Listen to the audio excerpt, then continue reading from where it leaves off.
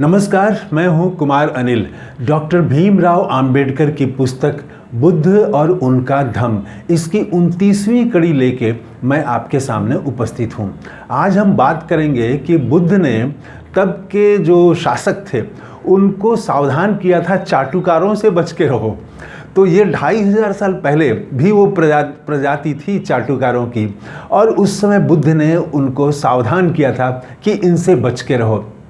तो किन किन चीज़ों से सावधान किया बुद्ध ने एक शासक को, और अच्छा शासक कैसे बने ये क्या बताया उन्होंने, और क्या करना चाहिए, कैसे अच्छा आचरण आप करें, इस पर किस तरह से जोर दिया, इसी पर आज हम बात करेंगे। पिछली कड़ी में हम लोगों ने देखा कि कौशल का जो खजांची था अनाथ पिंडिक, वो बुद्ध की शरण में आ गया और बुद्ध का शिष्य बन गया था। अब बारी थी शासक की। तो प्रसेनजीत को जब मालूम हुआ कि बुद्ध जो हैं वो जेतवन विहार में हैं, तो वो मिलने के लिए पहुंचा, राजसी रथ के साथ पहुंचा। लेकिन वो बहुत चीज़ों को समझता था। जैसे बिंबिसार बहुत बातों को पहले से समझते थे, वैसे ही ये खुद भी प्रसेनजीत भी अनेक चीज़ों को, आध्यात्मिक चीज़ों की भी एक पहुंच थी, पकड़ थी। तो ये पहुंचा और इसने कहा कि मैं धन्य हुआ, और वो कि ये जो सांसारिक सुख है ये क्षणिक है, और आध्यात्मिक सुख जो है वो ही स्थायी है, वही काम देता है। तो मैं आध्यात्मिक सुख के लिए आपके पास आया हूँ, आप मुझे रास्ता बताएं, उपदेश मुझे दें, मुझे ज्ञान दें। उसके बाद में बुद्ध ने कई चीज़ों से सावधान किया प्रसेनजीत को, और कई चीज़ें करने के लिए कहा कि इस दिशा में आप करें तो आपका यश होगा और सबका कल्याण होगा। तो क्या क्या बातें, क्या मना किया, क्या करें क्या नहीं करें, ये हम देखेंगे। तो सबसे पहले तो उन्होंने बताया, बुद्ध ने कहा कि जो है आम तौर से होता क्या है कि अगर कोई धर्मपरायण व्यक्ति है और गेरुआ वस्त्र पहने हुए है, तो सामान्य लोग, जो आम लोग हैं, वो बड़ा आदर करते हैं। उसको लगता है कि वो कुछ पहुँचे हुए आदमी हैं, तो बहुत सम्मान करते हैं। और अगर राजा ही इस तरह से हो, व्यवहार करे, तो समझिए कि उसका सम्मान कितना हो जाएगा। अब इसको कई लोग टैक्टिक्स की तरह भी कई राजाओं ने इस्तेमाल किया है, वो ढोंगी बन जाते हैं, तो वो अलग बात है। लेकिन बुद्ध ने कहा कि आपका जो अच्छा आचरण है वो ही आपको आगे ले जाएगा। और चीज़ें बताई, वो एक एक करके हम बात करेंगे। तो उसके बाद उन्होंने कहा कि अच्छा और बुरा कर्म, बुद्ध ने कहा कि अच्छा और बुरा कर्म ये परछाई की तरह है, और ये हमेशा आपका पीछा करता है।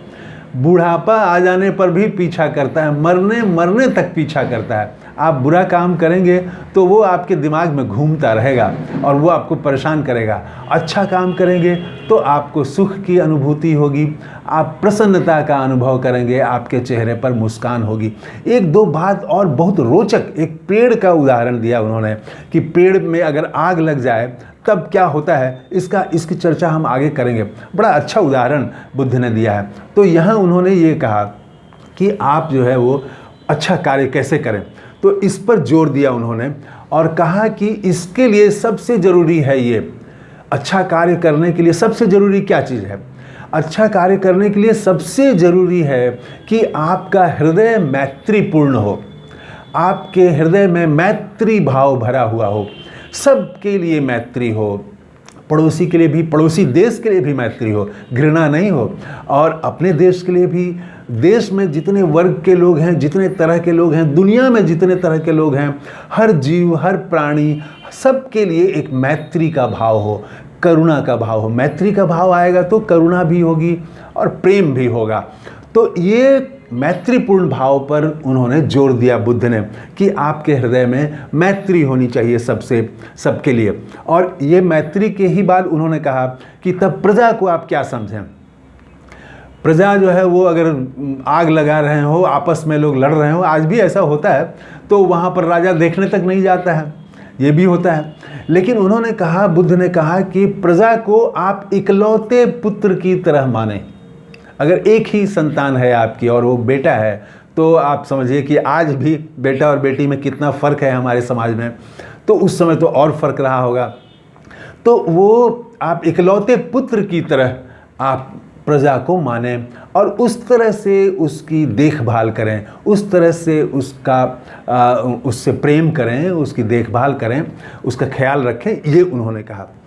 और जब इकलौते पुत्र की तरह आप मानेंगे तो दमन नहीं करेंगे, आप प्रजा का दमन नहीं करें, प्रजा का शोषण नहीं करें, आप किसी को दमन करके खुद को ऊंचा न उठाएं।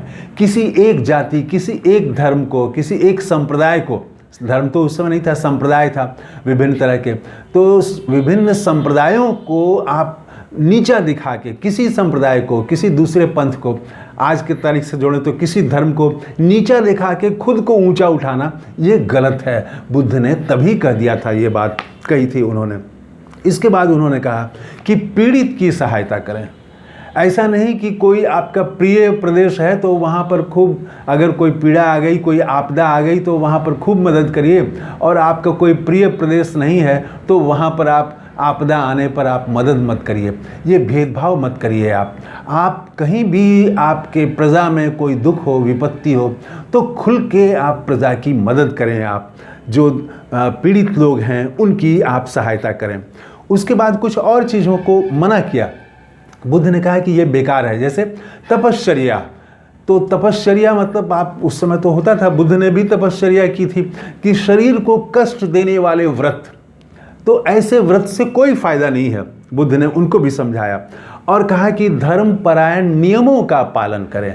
आचरण पर बुद्ध का सबसे ज़्यादा जोर है, आडंबर पर जोर नहीं है उनका, आचरण पर। सदाचारी, सद्गुणों का कैसे आदमी के भीतर विकास हो, मानवीय गुणों का विकास हो, इस पर बुद्ध का सर्वाधिक जोर है। यही उन्होंने एक उदाहरण दिया कि अब ये मैत्रीपूर्ण हृदय आ गया, अब आप अच्छे काम, अच्छे विचार आप सोचेंगे, तो अच्छे विचार अगर सोचेंगे तभी अच्छा कार्य होगा। उन्होंने इसके लिए वो एक उदाहरण दिया कि मान लीजिए कि कोई पेड़ पर जो है वो आग लग गई हो पेड़ में, और वो धू धू करके जल रहा हो, तो कोई क्या पक्षी वहाँ पर घोंसला बनाने के लिए जाएगा? नहीं जाएगा। वो तो पेड़ जल रहा है। तो अगर हमारा शरीर, अगर व्यक्ति कोई वो राग और द्वेष से जल रहा हो, तो वहाँ पर कोई पक्षी, मतलब कोई अच्छे विचार नहीं जा सकते हैं। तो उन्होंने कहा कि आप अपने शरीर को और खुद को आप मैत्रीपूर्ण इतना बना लें ताकि वहाँ पर ऐसे सद्गुण जो हैं वो भी वहाँ पर जाएं, घोंसला बना सकें। अच्छे विचार वहाँ पर तभी पनपेंगे और तब आपका व्यवहार भी अच्छा होगा। ये उन्होंने उदाहरण दिया था और कहा था कि यही वो असली ज्ञान है और इस ज्ञान की प्राप्ति ही लक्ष्य है।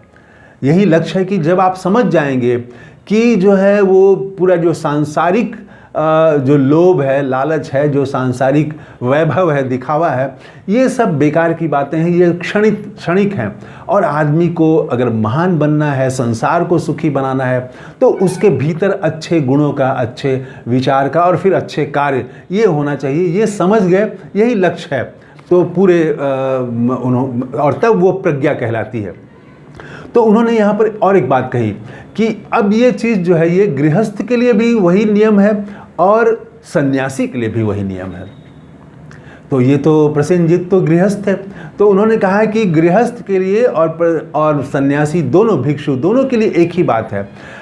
कई बार ऐसा होता है कि लोग भिक्षु तो बन जाते हैं, सन्यासी तो बन जाते हैं, गेरुआ वस्त्र तो पहन लेते हैं, लेकिन वो जो विचार हैं, जो सांसारिक विचार हैं, जो सांसारिक आकांक्षाएं हैं, उसकी उपेक्षा नहीं कर पाते हैं, उससे जकड़े हुए रहते हैं और इसीलिए वो फिर पथभ्रष्ट हो जाते हैं।